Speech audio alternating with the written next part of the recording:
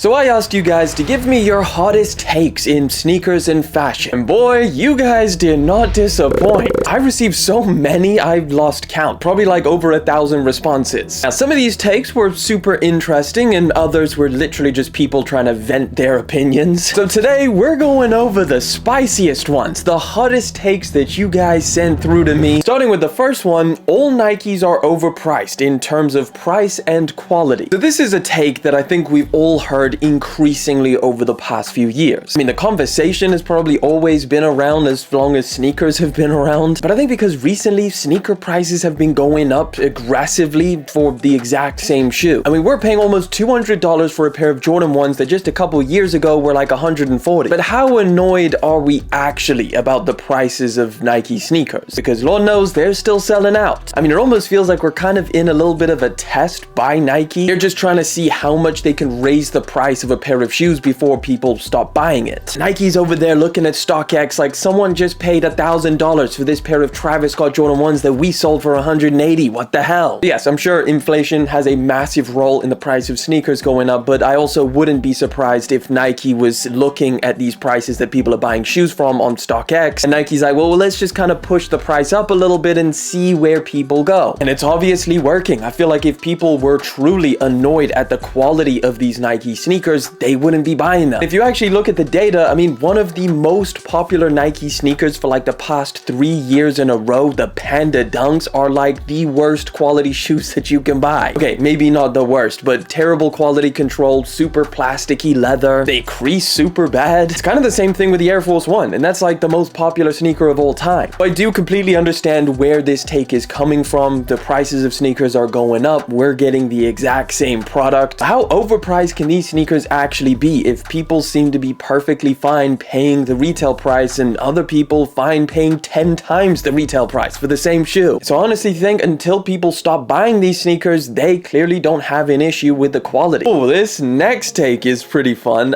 Skinny jeans are coming back soon. But listen, if you've been around on any Instagram, TikTok feed, you've noticed that there's recently, more specifically, been a clear disdain for skinny jeans. Tons of videos, people hating on skinny jeans, absolutely shitting on them, acting like we all weren't wearing spray-on jeans with our ankles out just a couple years ago. Now, the hate for skinny jeans has really come about because of the popularity of super baggy pants. That is definitely the current trend. The baggier the pants, the better. Baggy cargos, flared jeans, parachute pants, and jorts are even massive now. But the thing is, if you look at the way that the fashion industry works, it operates in cycles. And then suddenly when you look at it like that, skinny jeans coming back doesn't actually seem that impossible. Trends usually start with like the bleeding edge, a small group of people that start the trend, and then it starts filtering down, makes its way to the masses, and everybody's wearing the current trend. And then when it gets oversaturated, that's when people start looking for the next thing. Baggy pants have been a trend for a while now. It just seems like a little bit more recently they've gotten even baggier. I actually wouldn't be too surprised if we started seeing more skinny jeans popping up on the scene, specifically next year in 2024. I don't think it will be the new normal, but I think it may start next year. I think it will definitely take a while for, you know, baggy pants to kind of phase out, but I wouldn't be surprised if people do start playing around with skinnier jeans. Speaking of things coming back, our next one is Jordan 1s get back into trend. This is a really interesting take, but I really don't think it was fully thought out. So for the past few years, probably starting like in 2019 or 2020, Jordan 1 has been absolutely insanely popular. Not that it wasn't already a super popular and iconic sneaker, but specifically around that time, I mean, these things were flying off shelves. Not a single Jordan 1 was sitting. And even some of the other variations of the Jordan 1, like the Jordan 1 Low, Mids, spin-off versions, they were all selling out. Every Instagram and TikTok feed was just covered with people wearing the Jordan 1. But then in 2021 and 2022, it started to drop off. Suddenly, Jordan 1 started sitting on the Nike sneakers app. And while people just blamed the specific colorway, it started happening more and more. And this year, 2023, the majority of Jordan 1s that actually released, I'm specifically talking about the Jordan 1 highs and the Jordan 1 lows,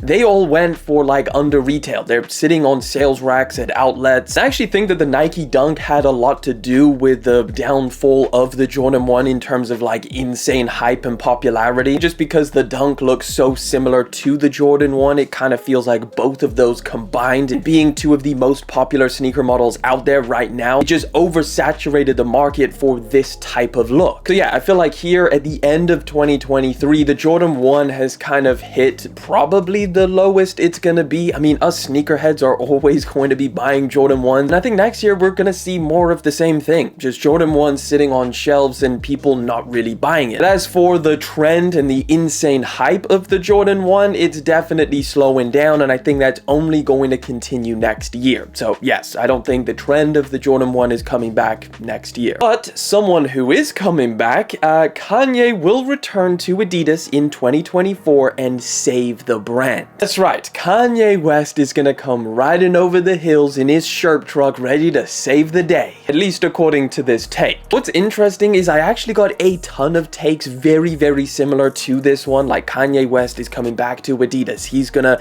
come through and save the brand. But as time has gone on, it's, you know, been kind of a full-on year now of Adidas and Yeezy brand being split up. Kanye West returning to Adidas just seems more and more unrealistic. It is pretty safe to confirm that that is never going to happen. First off, Ye leaving Adidas was incredibly messy. Like, it will go down as one of the messiest breakups in sneaker and fashion history. I mean, Adidas was left holding a billion-dollar bag, having all of these Yeezy products stockpiled in their warehouse that they were actually forced to sell, otherwise they lost a ton of money. Would all of this happen for Kanye West to just return to Adidas, business as usual, let's make another pair of 350s? Yeah, I think there's just no way that's happening. In fact, remember all of those rumors that were going around of Kanye West doing all of this on purpose, like making all of those super controversial statements just to get out of his contract with Adidas and other brands? That rumor seemed absolutely insane, but again, as time has gone on, it kind of seems more and more likely. He's now releasing his own sneakers, his own clothing brand, a new album, and apparently he's dropping a city pretty soon. And all of this is owned by him. He's not collaborating with another company, he's not working with anyone else, he's finally building something that's all his. I can't see why he would ever leave that to go back with Adidas. But I will agree that there is now a pretty big hole left in the sneaker and fashion game without Yeezy and Adidas, so who's going to fill it? Well, the next take says Fear of God to be the next Yeezy. It's funny because this take was kind of the general consensus when the Adidas and Fear of God collaboration was first announced back in 2020. Everyone thought that this collaboration was going to be a game changer and that it was going to be the new Yeezy. Then 3 years later, we got the first collection and it was met with widespread disappointment. I mean, the first drop had so many people disappointed on multiple different levels. Obviously, the biggest one was the price point. I think people just were expecting lower prices considering it's Adidas, which typically is more affordable. Fear of God coming through and collaborating with Adidas, it makes sense that they would kind of do something more in line with like a Fear of God Essentials pricing,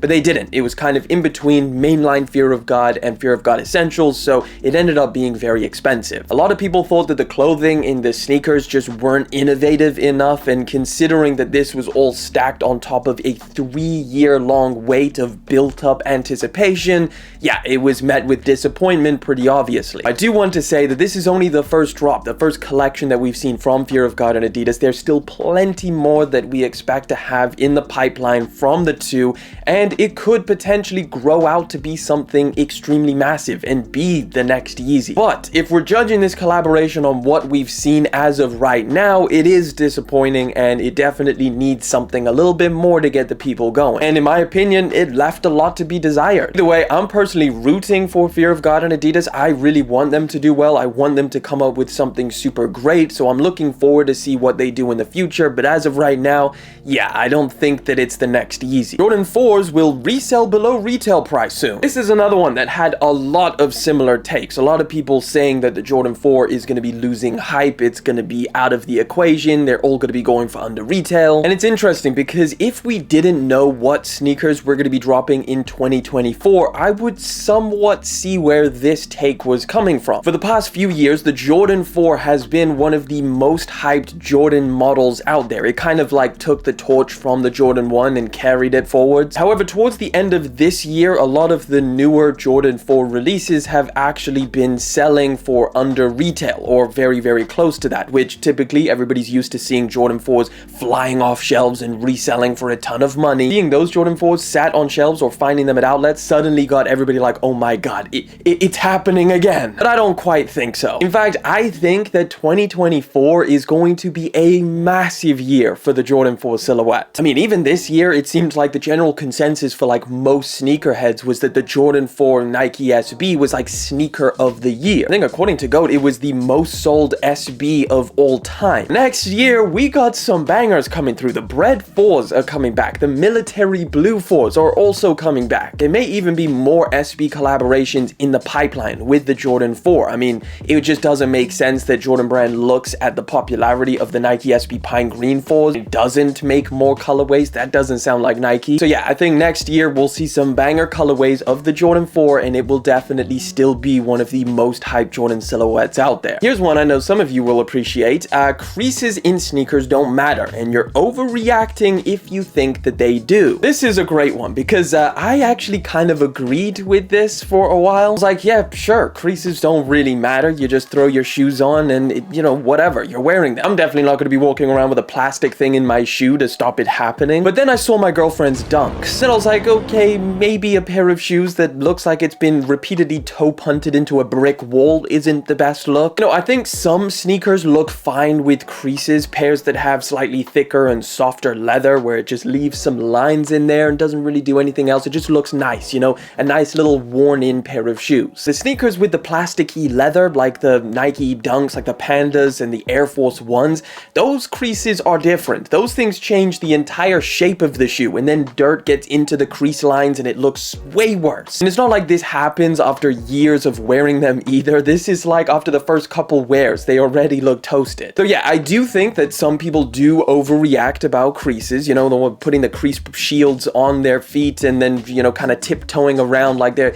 yeah, it's a little bit of an overreaction. I completely get that. But if you do have a pair of shoes that crease terribly, I understand that you don't want to crease them up. You know, you spend some good money on them, you want them to look nice. That is fair enough. And I feel like, yeah, if you want to throw some kind of, you know, keep the cardboard inserts in the shoe or, you know, some shoe trees, that'd be a great solution, and that's completely fine. But there you have it, guys. That is all of the hot takes that we've got time for. It was super interesting to hear from you guys as well, so we'll probably do a part 2 at some point. So I don't know, if you want to leave some of your hot takes down in the comment section and what you thought of today's ones, please do. I'd love to hear it. If you want to check out another video, well, just click right over there.